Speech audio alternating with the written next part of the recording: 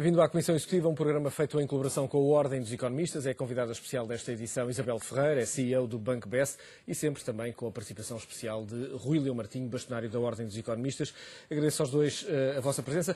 Isabel Ferreira, começo por falar exatamente do Banco BES, se me permite, que é um banco que não é exatamente igual aos bancos que nós conhecemos. O que é que distingue o Banco BES dos restantes bancos do sistema financeiro? Bom, de qualquer maneira, primeiro eu agradeço por estar aqui, é com muito prazer que aqui estou, e ter a oportunidade de falar um pouco sobre o banco. Ora bem, o que é que distingue o banco? Algumas características fundamentais. Primeira, tem uma utilização massiva e muito importante a nível de tecnologia. Portanto, é um banco, de facto, que desde o início um dos grandes investimentos sempre foi a componente tecnológica e por isso, por exemplo, neste país notou que aplicações como a Budget, portanto, sobre orçamento, ou a aplicação mesmo do orçamento familiar, nós fomos os primeiros a lançar. Segundo ponto, é um banco totalmente arquitetura aberta. E o que é que isso significa? Significa que nós não temos, como convencionalmente, fábricas de produtos nossas, como, por exemplo, a maior parte da banca, quer a nível nacional, quer a nível europeu, tem, por exemplo, as próprias sociedades gestoras de fundos, correspondem a um banco e são detidas por um banco, as seguradoras são detidas pelo mesmo banco e, tipicamente, aos seus balcões ou nos seus websites, eles tentam, sobretudo, dão uma certa primazia aos seus próprios produtos, das suas fábricas. Não é o nosso caso. Nós somos um grande distribuidor. Isso permite-vos, perdão-me interrompê-la, Diga. procurar dentro daquilo que são os produtores e encontrar os melhores produtos para esse supermercado? Exatamente. Chegou precisamente a uma das vantagens que temos no nosso modelo, precisamente. Essa perspectiva dá-nos uma isenção e um distanciamento face não temos as nossas próprias fábricas e, portanto, obviamente tem uma componente que é uma margem mais restrita, mas permite-nos, de facto, ser isentos em relação às melhores escolhas que há em qualquer momento no mercado. Para ter uma noção, nós neste momento, por exemplo, em fundos de investimento, temos mais de 2.500 off-the-shelf que os nossos clientes podem ver e podem comprar ou vender online real time. Desses, por exemplo, no ano passado, nós tivemos mais de 125 que tiveram mais de 25% de rendibilidade. O nosso fundo de topo, por exemplo, foi um fundo de uma sociedade que é estrangeira, que teve mais rendibilidade, que é um fundo de uma sociedade estrangeira sobre a Turquia. Neste momento, por exemplo, este ano, os nossos clientes estão a comprar bastante Japão. E, obviamente, fundos de uma sociedade gestora, por acaso esta também, que é internacional. Portanto, permite-nos uma isenção nesse aspecto e poder escolher precisamente os melhores temas de momento ou, de facto, de acordo com aquele cliente. Mas, no total, nós temos 25 mil ativos para os nossos clientes. 25 mil ativos financeiros dos quais os nossos clientes podem escolher. E com a vantagem de não terem os custos associados a terem essas fábricas, digamos assim. Não tem essas fábricas e outra componente, como temos muita tecnologia, usamos mais a tecnologia, o que acontece é que temos uma relação com o cliente que é muito via o website, muito via o iPad, o iPhone, mas também depois complementamos-la e é a nossa terceira grande vantagem, com uma articulação extremamente forte de redes de private bankers ou de personal financial advisors. Ora bem, os nossos personal financial advisors têm duas tipologias diferentes. Uns são internos. São a tipologia típica do seu gerente de conta, do seu gestor de conta, como se costuma designar, embora só estão nos nossos centros de investimento, que são poucos, portanto têm muito mais interação com o cliente, tendo interação e desenvolvimento da relação com o cliente, mas têm muito mais interação, quer por canais eletrónicos, e-mail, o website, o próprio telefone, as próprias marcações das reuniões são feitas online, na agenda dos nossos PFAs, pelos próprios clientes, que o podem fazer em qualquer momento. Portanto, há muito mais interação remota. E depois temos uma outra rede, que é a rede de Financial Advisors, que são redes externas. Nós, aliás, fomos precursores no país e também aí, mais uma vez, fomos precursores e attackers no nosso modelo, inovadores no modelo. E, por último, devo dizer que há uma componente que nós temos que é fundamental. Nós, apesar de sermos um banco, e sendo um banco, temos uma cultura, como eu costumo dizer internamente, muito multinacional. Nós trabalhamos numa perspectiva de que a inovação é o nosso primado e, obviamente, o serviço aos nossos clientes. E, portanto, é nessa senda e que nós tentamos e lançamos até muitas iniciativas internamente que nos permitem, em qualquer momento, apanhar as melhores ideias dos nossos colaboradores e passá-las para o mercado. Por exemplo, uma ideia que foi engraçada e ficámos muito conhecidos em todo o mundo, um célebre depósito que ocorreu aqui no mercado, que era o depósito Obama-McCain, que, curiosamente, não foi sequer uma ideia de uma pessoa do marketing, foi uma ideia de uma pessoa da área de investimentos. Mas já temos passado muitas ideias para o mercado que vieram, por exemplo, da área de operações ou da área de informática, ou o que é que seja. Nós trabalhamos numa perspectiva diferente. E esse depósito, o que é que nos permitiu? Esse depósito, não sei se lembra, mas era um depósito que nos permitiu ser conhecidos em literalmente todo o mundo. Nós fomos, inclusive, referenciados na China, no Globo, no Brasil e noutros lados. E o que é que era um depósito de alguma maneira indexado aos resultados das eleições norte-americanas, obviamente na altura em que tínhamos a disputa entre Obama e McCain. Era um depósito que daria sempre, portanto, era de facto um depósito, porque o capital era garantido e tinha uma rendibilidade mínima absolutamente garantida. Depois tinha um upside. E tinha um upside ao para quem tivesse escolhido o depósito como o do candidato que ganhou. E, by the way, curiosamente, eu gosto sempre de salvar, os nossos clientes, de facto, são bem esclarecidos e mais de 95% tinha, de facto, considerado o depósito Obama. Tinha escolhido Obama. Mais do que grande parte dos analistas políticos norte-americanos, que tinham algumas dúvidas nas últimas semanas relativamente aos resultados. Rui Lamartine, ora, uma lógica de banco tecnologicamente evoluído, toca muito bem naquilo que é o padrão de consumo em Portugal, do ponto de vista tecnológico. O português é um cliente muito forte de tecnologia. No início daquilo que foi a taxa de penetração móvel em Portugal, atingimos rapidamente padrões de países do norte da Europa e ultrapassámos até a maior parte deles. Não, a maioria destas novas organizações que apareceram, nomeadamente na banca, mas apareceram também noutros setores, até nos seguros, são muito, muito baseadas exatamente na tecnologia. Eu, aliás, penso, se não estou em erro, que o BEST, no seu início, tinha a PT como acionista e, portanto, isso dava-lhe a tal componente tecnológica que era necessária. Agora, isto é muito interessante porque este tipo de bancos que foram aparecendo depois noutros países não vêm cobrir apenas as pessoas mais novas, os mais jovens, não. Hoje em dia isto atravessa a sociedade toda, até porque as pessoas aos 60 anos são pessoas que dominam muito bem todas as novas ferramentas. Dominam o iPad, dominam o iPhone, fazem todos os dias a sua consulta de computador, estão online. Portanto, eu acho que é uma grande alternativa para o chamado banco clássico. Pode ser a sua evolução a prazo, porque os bancos também têm evoluído. Hoje em dia, praticamente, como sabe, embora nos bancos mais tradicionais continuem a ter a ideia de que, efetivamente, é necessário ter agências. As agências são apenas visitadas aonde? Nomeadamente fora dos grandes centros, ou então, casuisticamente, elas são procuradas por este ou por aquele negócio, mas a maioria das pessoas já não vai à agência. Fala pelo telefone, fala com o seu gestor e, portanto, há aqui um caminho que começa a ser feito e que vai ao encontro destas novas entidades que aparecem como o Banco Best. Apareceu no momento certo, ocupou o lugar do mercado e a questão fundamental é ver também como este tipo de instituições se não se atrasam depois, tecnologicamente. E, portanto, estão sempre atualizadas e sempre à frente. E isso penso que é um grande desafio. Isabel Ferreira, a nossa geração assistiu à privatização do sistema financeiro depois do 25 de Abril. Assistiu também a um choque grande em termos de evolução do próprio sistema financeiro. Mas e depois, com algumas exceções, a sensação que hoje temos é que o sistema financeiro parou um pouco em termos de soluções, até em termos de serviço, em termos até de oferta. Como é que analisa os seus concorrentes, a evolução que o setor tem feito, porque fica um pouco isolada naquilo que é um esforço tecnologicamente de investimento permanente? Não, se nós olharmos para a banca em Portugal, sempre tem havido um posicionamento, um investimento correto, bem dimensionado em tecnologia. E a propósito, agora só para comentar aqui um pouco o que o Martinho estava a dizer, os nossos clientes, e a prova também que, de facto, a adesão a novas tecnologias perspassa todas as faixas etárias. Todas as faixas aqui eu posso ser, no caso dos nossos clientes, nós temos neste momento, temos hoje em dia 74 mil clientes e a idade média dos nossos clientes é de 44 anos.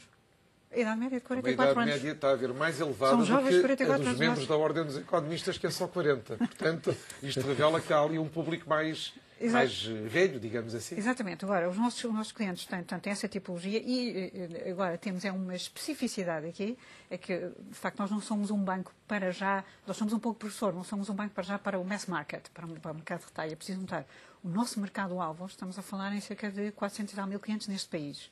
Tem de ver também com o facto de ser um banco essencialmente virado para aquilo que nós dizemos asset management e trading, e, portanto, não tanto para crédito, não tanto para a transacionalidade imediata do dia-a-dia, e, portanto, é para pessoas que têm já alguma capacidade extra de spare, adicional.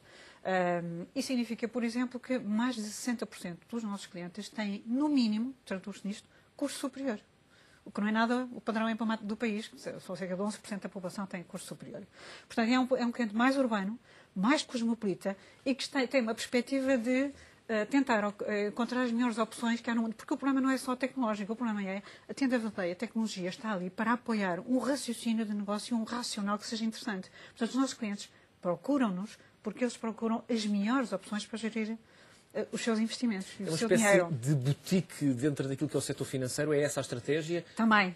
Essencialmente, aliás, nós distinguimos bastante até mais por isso. Temos um grande enfoque tecnológico que nos permite baixar os custos, aumentar a transparência e ter uma relação muito direta com o cliente, porque o cliente tem a sensação que está completamente, aquilo que se diz em terminologia anglo-saxónica, empowered. O nosso cliente é verdadeiramente empowered, tem tudo, consegue fazer tudo sozinho, embora a maior parte dos nossos clientes até recorram a maior parte das vezes, e digamos que mais de 50% das vezes, antes de tomarem uma decisão, gostam de ter alguém com quem contrastar as suas opiniões. Sobretudo se tiver, repare, aquilo que nós temos são 25 mil ativos financeiros online, real-time, para comprar, para vender, para fazer o que é que seja. E é por isso que nós temos, apesar de tudo, nós temos ferramentas como o Best Guru, que lançámos agora, que é algo que permite o quê? Imediatamente dizer, imagine que tem um tema como ouro. Os nossos clientes podem estar interessados num tema, ouviram falar num tema, acham que há boas oportunidades. Então, se utilizarem essa nossa ferramenta só estritamente online, podem imediatamente saber, portanto, escrevem ouro apenas numa zona do site e a partir daí conseguem perceber quantos ativos temos imediatamente para com aquela underlying, com aquele ativo subjacente. Imagina, o típico, aparecerá 40 fundos de investimento, 30 ETFs, 50 ações e depois pode fazer o drill down em cada uma dessas categorias e saber e obter imediatamente os fundos de investimento, por exemplo, indexados ou ordenados por rendibilidade. Ora, isto de facto é uma vantagem enorme para apoiar as pessoas. Sim, mas às vezes não chega, porque tem 200. Então muitas vezes quer falar com mais alguém. O que eu ia perguntar é que, apesar de nós não estarmos a falar de todo o mar cá no mundo, podemos estar a falar apenas de um oceano, mas nesse oceano como é que nós descobrimos as ostras que de facto queremos? Exatamente. Bom, obviamente que nós temos algumas ferramentas para definir e identificar melhor o perfil e aquilo que pretende. Temos também ferramentas disponíveis online. O seu perfil, se é uma pessoa mais conservadora, que está mais ou menos disponível para pôr mais no seu capital em risco, se é um investidor mais moderado e, portanto, já pode alocar uma maior porcentagem. Portanto, temos ferramentas online que o podem ajudar as pessoas para conhecer bem o seu perfil. Porque muitas vezes nós temos uma perspectiva sobre nós que não corresponde depois àquilo que fazemos. Portanto, para conhecerem de facto o seu perfil. E depois temos ferramentas como o Best Guru, que permitem, de facto, direcionar a pessoa para o tema que pretende e, a seguir, a pessoa tem vários canais connosco que permite imediatamente entrar em contato com um personal financial advisor que o pode tentar apoiar nas suas decisões, apoiar sempre nas decisões. Isto é, indicar o maior ou menor risco, se há uma alternativa em que a pessoa precisa de ter um produto, por exemplo, precisa de dinheiro ou liquidez ao fim de 2 anos, pode avançar para um produto mais, por exemplo, um produto estruturado com essa maturidade, mas que seja, por exemplo, que esteja protegido de capital no entretanto, embora a menor rendibilidade. Portanto, temos todas essas alternativas e fazemos de uma maneira muito suave intercanais. Ruílio Martinho, é possível também ter este tipo de plataforma e esta interação com os clientes num país onde a relação entre clientes e bancos é muito forte e há, de facto, uma confiança de parte a parte, nomeadamente da parte dos clientes relativamente aos seus bancos? Tem havido essa confiança e eu estimo que continua a haver, porque não temos nenhum dado concreto, objetivo, que não leve exatamente àquilo que tem sido essa vivência de confiança entre clientes e que os serve os bancos. Por vezes lá fora, como sabe, e recentemente temos situações que nos tornam um bocadinho mais desconfiados em relação a esse nível de confiança e à sua manutenção. Veja-se o caso recente de Chipre e que se mantém nessa falta de confiança entre, hoje em dia, os bancos e os seus clientes e o próprio governo do país que é arrastado. Mas essa confiança tem levado exatamente a várias questões. Primeiro, sempre que há emissões dos bancos, seja de obrigações, seja de ações, há um grande afluxo de clientes. Os clientes aderem, confiam, gostam e gostam de ajudar. Por outro lado, há a questão dos produtos. Neste Banco Best é, como disse a Isabel Ferreira, desta maneira que se procede, mas num banco tradicional há também uma adesão muito grande dos clientes, quer ao seu gestor, onde têm a confiança, quer ao seu balcão, se ainda vão ao balcão, quer às informações que os bancos produzem.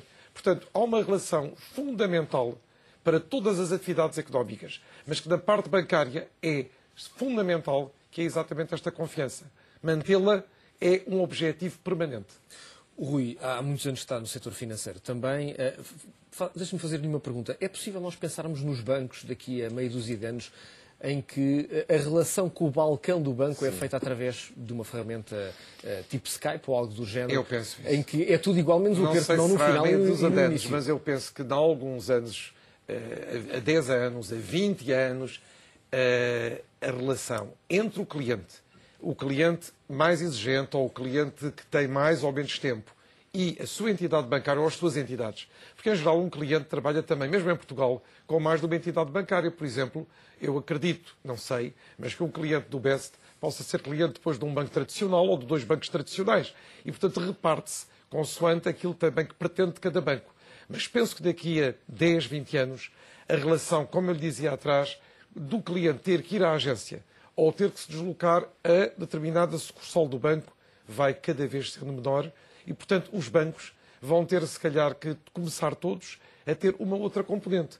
Ou a componente online, ou a componente através do telefone, através seja do que for, mas não do presencial. Penso que se vai perder. Tem estudado esta questão há muitos anos. Parece-lhe que um destes dias, grande parte das agências são virtuais nesta relação. Só falta o aperto de mão no início e no fim, mas tudo o resto é igual. Nós estamos olhos nos olhos a falar com o nosso gerente de conta. Sim, já tem... o importante em tudo isto é manter a reputação, a solidez e a relação. E a relação, de facto, para manter a relação, aliás, muito provavelmente na sua família, hoje em dia, na maneira como estamos a trabalhar, já muitas das pessoas que, por exemplo, têm na sua família que estão no estrangeiro, já funciona via Skype, ou o que é que seja. Ou seja, mantém a relação está lá, foi estabelecida, e são formas de manter a interação e a relação que não apenas por um canal que às vezes é só puro e duro transacional, a transação do dinheiro, o que é que seja. Portanto, isso é que é fundamental. E se olhar para alguns países da Europa, são perfeitamente precursores nesse sentido. Um deles, por exemplo, temos a Dinamarca, temos 2 fundamentais, Dinamarca e a Holanda. E a Holanda assistiu a uma contração gigantesca, inclusivamente, do número de balcões nos últimos anos. Desde 2000 até agora, o número de balcões, isto foi feito paulatinamente, baixou drasticamente, de tal maneira que há vários indicadores que são usados, como sabe, por exemplo, na Europa há 0,4 balcões em média na zona euro por cada 1000 habitantes. Portugal tem 0,6 balcões por cada 1000 habitantes, ou seja, temos aqui ainda um espaço para baixar claramente, e até porque vamos ter, para baixar o número de balcões, e até porque vamos ter uma necessidade também de baixar devido a uma necessidade de abatimento de custos, o que vai ser claro, porque tem-se atingir padrões de return on equity que a banca não está neste momento, aqui a nível nacional. Isso vai ser exigido cada vez mais. E, portanto, enquanto, por exemplo, uma Holanda tem 0,2 balcões por cada 1000 habitantes. Porquê? E se olhar para o número de transações, tem uma percentagem que em 2000 faziam-se 20 e tal % das transações bancárias online, hoje em dia são 70% em 12 anos. Passou de 20 e tal % para 70 e tal %. Foi mais neste século que este movimento se fez. Mesmo a questão das agências, passarem quase a agências praticamente todas automáticas. O caso do ING, o caso de uma série de bancos que foram os precursores desse tipo de agência. E, portanto, a relação mantém-se, mas não quer dizer que seja uma relação pessoal, lá está, do tal aperto de mão. Embora no Consolidado, vimos, quando preparava esta conversa, havia um estudo curioso sobre essa matéria, que no Consolidado o número de relações aumentou. Entre aquilo que são relações, nomeadamente através de câmara e as próprias relações eletrónicas, a relação, o número de interações com o banco aumentou. O que significa que o balcão, muitas vezes, para alguns clientes, era aqui um fator complicado na sua vida. Sim, nós temos uma...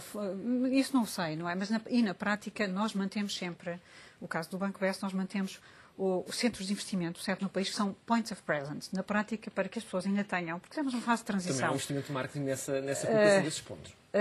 Essencialmente é para garantir que as pessoas também veem ainda têm alguma necessidade, aqueles bricks and mortar. Se precisar de alguma coisa, vai a um sítio, em última instância. E isso dá uma certa confiança.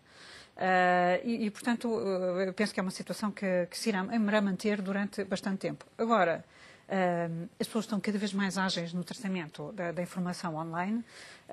Portugal, as pessoas, por exemplo, mesmo na banca, têm sido os países mais avançados nesta componente. O Facebook, temos das maiores de utilização, como nós sabemos. Em termos de utilização da economia digital, como sabe, dos fatores de competitividade, nós somos para 19º, ou o que é que seja no mundo. Portanto, estamos muito acima do que é o nosso nível, no lugar de 44, 45 a nível de competitividade, considerando todos os fatores. E, portanto, temos, a infraestrutura está lá e o mindset já lá está. Portanto, é daquelas áreas em que acho que ainda há algum trabalho a fazer, mas já estamos bastante bem apetrechados. E a banca aí, nacional, de qualquer maneira, toda ela, já tem, desde há muitos anos, como sabe, canais de internet, contact centers, que não só call centers, contact centers, porque também se gera não só a chamada telefónica, mas também o mail ou outro tipo de interação. E, portanto, a Banca Nacional, até hoje, sempre teve e continua a estar à altura dos desafios. E num bom padrão internacional. Isabel Ferreira, qual é a estratégia de internacionalização do Banco Best? Ora bem, nós, ainda bem que me faz esta pergunta, que é uma ótima oportunidade. Bom, nós, além de termos esta line of business, que é a normal da banca convencional, precisamente porque temos uma plataforma tecnológica bastante sofisticada e evoluída e porque temos esta arquitetura aberta, ou seja, porque temos dos tais 25 mil produtos que temos online real-time, temos cerca de 100 parceiros, ou mais de 100 parceiros, entre seguradoras, gestoras de fundos, etc., que são nossos, que são, portanto, com quem transacionamos, permite-nos fazer algo que é um bocado inusitado, criar uma outra linha de negócio. Que é o quê? Vender, de alguma forma, ou em outsourcing, no regime de outsourcing, todo o nosso esquema, plataforma de serviços. E isto passa por, vendemos o quê? A nossa plataforma IT, o nosso conhecimento informática, IT e informática, o nosso conhecimento e a nossa capacidade em operações, em executar as operações, o nosso conhecimento em custódia e liquidação, portanto, interligação aos sistemas de settlement, etc. A nossa capacidade em termos de gestão de contratos com as sociedades gestoras internacionais. Para o quê? Para, no fundo, permitir pôr tudo isto ao serviço de outras organizações. Nomeadamente bancos de outros mercados. Exatamente. Ou seja, se eu quisesse construir um banco Best em Xangai, o Banco Best podia ser meu parceiro como empresa de consultoria, permita-me a expressão. Não só como empresa de consultoria. A fazer, não, o problema não é a empresa de consultoria. É, de facto, nós poderia chamar-se o Banco MA, qualquer coisa, imaginemos, e nós... eu diria que, com uma forte probabilidade, em cerca de time frame de 6 meses, conseguiríamos lançar no mercado, a partir do momento em que chegássemos a acordo, lançá-lo no mercado assim, fazendo tudo a partir de Portugal, a partir aqui de Lisboa. Mas fazendo mesmo tudo. Portanto, tendo uns sistemas informáticos que, se fosse possível, em termos legais, não é? Que estariam aqui sediados em Lisboa, tendo as pessoas a trabalhar sobre este sistema, que são engenheiros, portugueses, engenheiros informáticos e não só portugueses, aliás, muito curiosamente, engenheiros biomédicos. Eu descobri hoje que tenho muitos engenheiros biomédicos que trabalham na nossa informática, curiosamente, é a última leva, essa tal capacidade de adaptação do português e do país. Faríamos as operações todas a partir daqui, os contratos, imagino que esses bancos estariam a vender no seu mercado local, a colocar no seu mercado local para os seus clientes produtos de uma Schroders, de uma JP Morgan, etc. Os contratos teriam sido feitos por nós e geridos por nós. E estaríamos a aparecer aos clientes desse banco como o Banco MA, o que quer que seja, com o look and feel desse banco, o aspecto desse banco, tudo a ser feito a partir daqui de Lisboa. Literalmente tudo.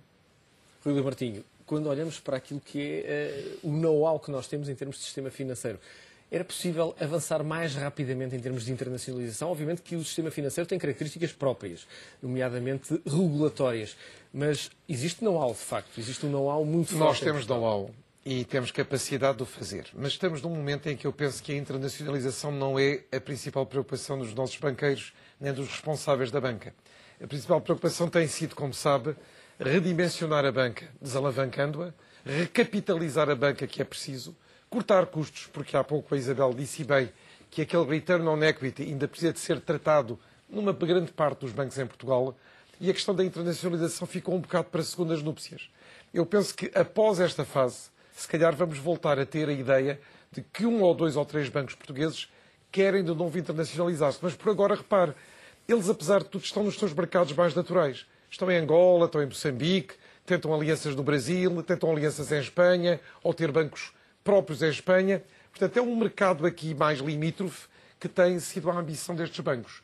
Para internacionalização, penso que talvez daqui a mais alguns anos, porque efetivamente atravessamos um período em que precisam os bancos de se solidificar, de se consolidar, um pouco de se defenderem também e respeitarem, sobretudo, as grandes exigências da supervisão, que aumentaram brutalmente.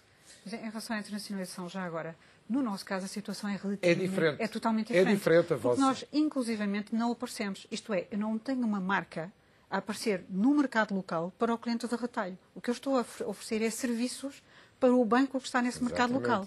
E é esse banco que, de facto, coloca, portanto, tudo o que é capacidade em termos de investimento em marketing, investimento nas suas agências, investimento até em conhecer os clientes, etc.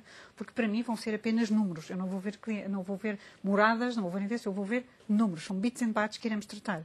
Portanto, agora, em relação à questão da internacionalização, há timings para tudo isto também, não é? E, portanto, de facto, este não é dos melhores timings. Eu faço lembrar os bancos, lembro-me agora dos bancos espanhóis, que fizeram um excelente percurso, mas quando? Na década de 80, na América Latina. E aí aplicaram aquela receita convencional conhecida, que é produtos conhecidos em mercados novos, em que se consegue apropriar de margens mais interessantes e, portanto, consegue desenvolver e implantar-se com alguma facilidade, porque também tem outras formas de trabalhar mais eficazes, mais interessantes e desconhecidas nesse mercado local. Portanto, tem uma vantagem competitiva. Hoje em dia, repare que é difícil estabelecer-se. Até os bancos nacionais precisam de ter imenso capital, precisa de haver o próprio mercado local precisa de reconhecer em si uma vantagem. Imagina um banco aqui que vai de repente para a França ou até para a Espanha. Só para lançar uma marca em Espanha, e faço lembrar aqui... E a dificuldade tem sido imensa para os bancos portugueses. Exato. Uma marca nova em Espanha, lançar uma marca nova em Espanha implica, porque as pessoas não estão conhecidas, vêm com um capital, uma coisa é um capital do nosso grupo, por exemplo, o Grupo Espírito Santo é conhecido aqui, não é tão, por acaso é bastante conhecido em Espanha, mas é um capital de anos, digamos, de trabalho e de contínua presença, não é? Exatamente. Mas, por exemplo, uma marca nova no mercado de retalho implica um gasto na casa dos 70 milhões de euros no primeiro ano. Isto é uma quantia extremamente razoável. Aliás, eu estou a dizer este número porque sei que foi um dos bancos, que já mencionámos atrás, foi o que teve de o fazer. Portanto, e isto com um retorno que, expectavelmente, não é muito claro, porque estamos a falar em mercados que estão relativamente, entre aspas, saturados. Muito Fase de trabalhados maturidade já. ou saturação. Muito trabalhados. Tem de ir com alguma proposta de valor excepcionalmente diferenciadora. Os 70 milhões fizeram Ou então pensar opta, novamente em ou lançar então um opta, banco Rui noutro Pedro, mercado. ou então opta para mercados menos sofisticados, onde a presença de um banco como um banco português, que Exatamente. trabalha bem, que tem tecnologia, que tem gente com talento, consegue impor-se pela diferenciação da qualidade e mais rapidamente. Estamos no limite desta nossa primeira parte da Comissão Executiva. Regressamos num minuto para continuarmos a conversa com Rui Martinho e Isabel Ferreira, CEO do Banco Best. Até já.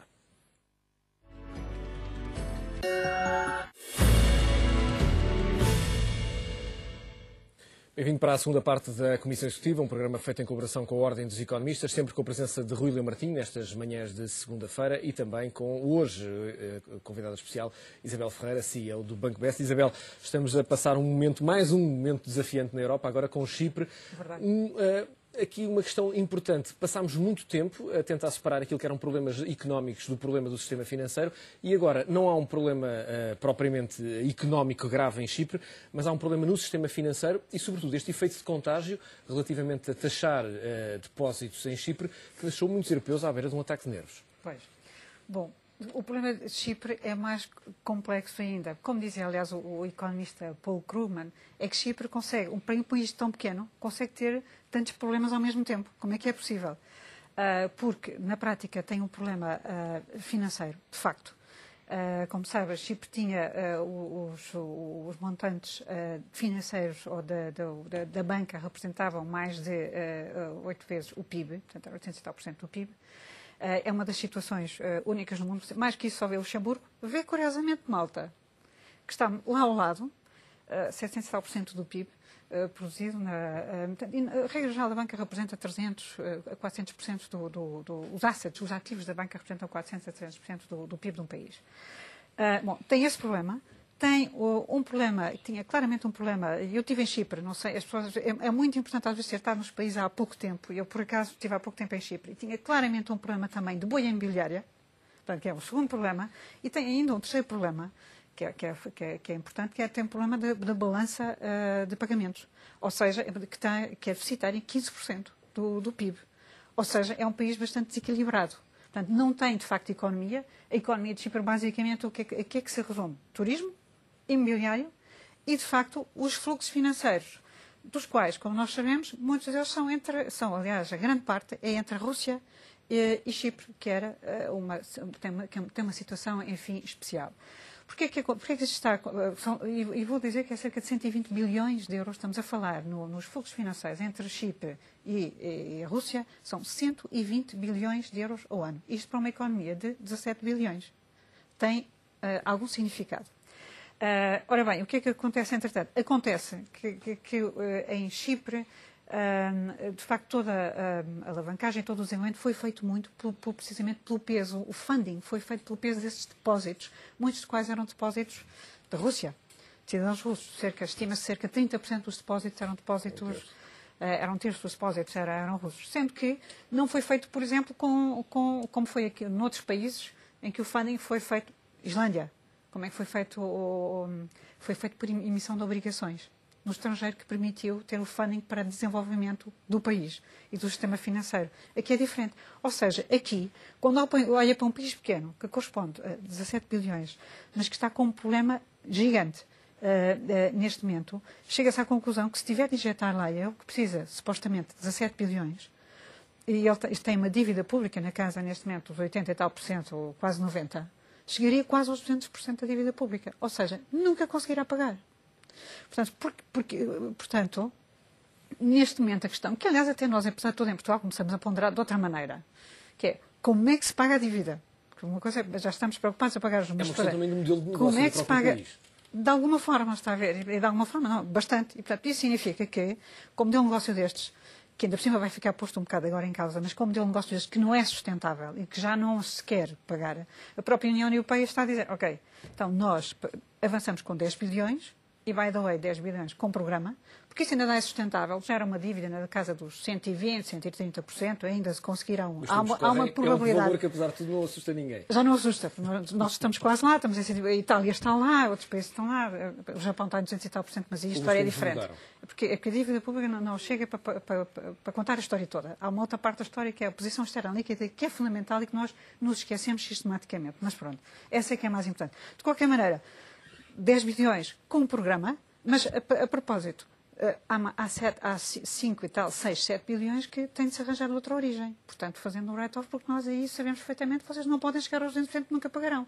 E, portanto, como o contribuinte, essencialmente a Europa, a FMI, etc., mas essencialmente o contribuinte alemão, na prática tudo isto é pago por as receitas do Estado, etc., são pagas, de facto, vêm de facto do pagamento dos contribuintes, dos impostos dos contribuintes. E nas instâncias internacionais, o maior contribuinte, o maior pagador, o maior contribuinte de tudo isto é sempre a Alemanha, com cerca de 30%. Ou seja, nós temos muito do que é o funding do contribuinte alemão a ser suporte para ser chamado mais uma vez. E temos um problema. A Alemanha tem eleições este ano, em setembro. E os alemães têm adotado uma praxis interna que eles designam como solidariedade para garantir in exchange for solidity, em troca de solidez, para manter, portanto, uma situação unida. Penso e nota-se que estão dispostos ainda a mantê-lo, mas atenção, sangue coce não, a tirar coisas a fundo perdido que nunca mais se vão obter, isso não. E há uma parte ali que eles acham que não estamos disponíveis para pagar, porque essa não vai haver hipótese nem capacidade de pagar. Eu não diria jamais, mas a probabilidade é baixa de alguma vez pagar. O resto é essa parte. Martinho, esta parte de ilha, que não é mais do que isso, tem de facto uma importância geoestratégica. Há pouco a Isabel dizia é importante ter lá estado e conhecendo a realidade. Ora, que muitas vezes se diz relativamente aos 27 ministros, é que não percebem bem qual é a importância geoestratégica de Chipre e aquilo que é um fator de atração que a Rússia tem também relativamente àquele território e a própria ligação com a Turquia, hoje um player que não está nem de um lado nem do outro, não está na União Europeia nem na Rússia, mas joga ali um papel essencial, depois, sobretudo, os problemas na Síria. Eu acho que Chipre já foi um enigma quando aderiu à União Europeia. Porque, na altura, tinha entrado a Grécia, havia já a pretensão desde 80 e pouco da Turquia entrar da União Europeia. A Turquia é um grande país que faz a ponte entre a Ásia e a Europa, que faz a ponte entre diversas civilizações, que geoestrategicamente é muito importante, está na NATO. E, portanto, a Turquia foi, digamos que, preterida nessa altura pelas questões, nomeadamente, da movimentação de pessoas por outro tipo de países, e entre a Chipre e entre a Malta. Chipre é muito curioso porque é uma ilha dividida que à partida daria a sensação que teria dificuldade em entrar no mundo dos países livres, onde a democracia impera e onde o regime político é verdadeiramente liberal, mas entrou. E põe-nos agora um problema que eu não vou repetir o que disse a Isabel, porque tudo o que ela disse me pareceu bastante ajustado à situação, de ser mais uma nova situação que tem pontos de contacto com a Islândia, com a Irlanda, mas também com os outros. Portanto, temos estes problemas todos na Europa e agora mais Chipre. E penso que, efetivamente, parece-nos fácil resolver Chipre, mas não sei se é. Porque como é que vamos recuperar aquilo que iremos emprestar, digamos assim, para a Chipre sair desta situação? Ora, a Chipre tem poucos recursos. Vive exatamente destes 3 serviços, que é a parte do turismo, que provavelmente tenderá a não aumentar nos próximos tempos, até porque países em que há este tipo de problemas há uma certa restrição dos turistas irem para lá. Segundo, a parte do imobiliário, que é nomeadamente para vender aos russos e que compram em Chipre, por vezes por telefone, por fotografia, nem se deslocam à ilha e, portanto, vão adquirindo imobiliário e depois vão decorando o imobiliário, vão tendo as suas casas. Mas há aqui a tal bolha que pode começar a surgir de uma maneira muito violenta e depois a questão de ser uma zona franca em termos bancários. Claro que me dirá, o Luxemburgo também é, mas é diferente. O Luxemburgo está no centro da Europa e Chipre, neste momento, começa a ser olhado com desconfiança. Portanto, temos uma situação muito complicada que, oxalá, não venha de maneira nenhuma trazer contágio para o resto dos países da Europa, mas as estruturas da União Europeia têm que parar para pensar em 2 pontos. Como resolver o assunto sem dar mais achas para a fogueira, para a falta de confiança que existe na Europa e para o afastamento dos cidadãos. E, em segundo lugar, há ou não há espaço para entrar novos países. Eu diria que valia a pena esperar, porque estamos a ver que temos imensos problemas com os países que já cá estão. E, portanto, consolidar o que está, ver como é que vamos resolver esta saída de crise destes países todos, porque vai desde Chipre até à Itália, e está-se sempre no receio de que a França ou a Bélgica possam também surgir com algum problema devido a dívidas grandes, não produção, digamos, em termos daquilo que é necessário para o desenvolvimento, no caso de França, e, portanto, os dados são também relativamente dotados de alguma sensação de insegurança e, portanto, penso que neste momento a Europa tem que atuar, mas deve refletir sobre a continuação do alargamento. Isabel Ferreira, e já agora também no último minuto que nos resta. Em relação ao Chipre, a questão dos tais 5 a 7 bilhões que estão aqui em causa, o problema que se encontra é onde é que se vai buscar esse dinheiro. Quais são os ativos que Chipre detém que correspondem a esse valor para se poder pagar. E, portanto, no caso da Islândia... à agricultura, não tem industrialização... Não, mas é pagar já upfront, ou seja, tem de pagar já upfront. Ora bem, no caso da Islândia, chegou-se precisamente à questão que foi as obrigações. E ainda, neste momento, temos claims, temos problemas grandes, recursos enormes e reclamações para sentar. Porque as obrigações de Chipre, portanto, a dívida de Chipre estava detida por muitos investidores internacionais. Exato. Ingleses, Islândia. Agora, no caso de Chipre, não houve praticamente emissão de dívida. O que têm, os únicos ativos que têm, em rigor, são os depósitos. E, portanto, é uma situação única e que me parece irreplicável. Isabel, estamos mesmo a chegar ao fim desta edição, mas sempre às segundas-feiras temos uma proposta de livro e esta muito assertiva, digamos assim, um livro de Vítor Bento com um prefácio de António Vitorino, Euro forte, euro fraco, duas culturas, uma moeda, um convívio ou possível. Há aqui esta dupla opção relativamente ao euro. William Martins, melhor do que este livro para percebermos o que está a passar na Europa era impossível. Com interesse que eu vou ler, eu sabia da sua saída. O Vítor Bento é uma pessoa cheia de talento e de capacidade e o próprio prefácio do António Vitorino eu acho que torna o livro mais interessante. Portanto, é um livro que iremos com certeza ler e recomendar. Tecnicamente sólido, mas numa linguagem extraordinariamente pedagógica. Isabel Ferreira, foi um gosto recebê-la nesta Comissão Executiva. William Martins, voltamos a ver-nos de hoje a 8 dias. Fica por aqui a Comissão Executiva. Regressa de hoje a 8 dias. Aproveita esta semana.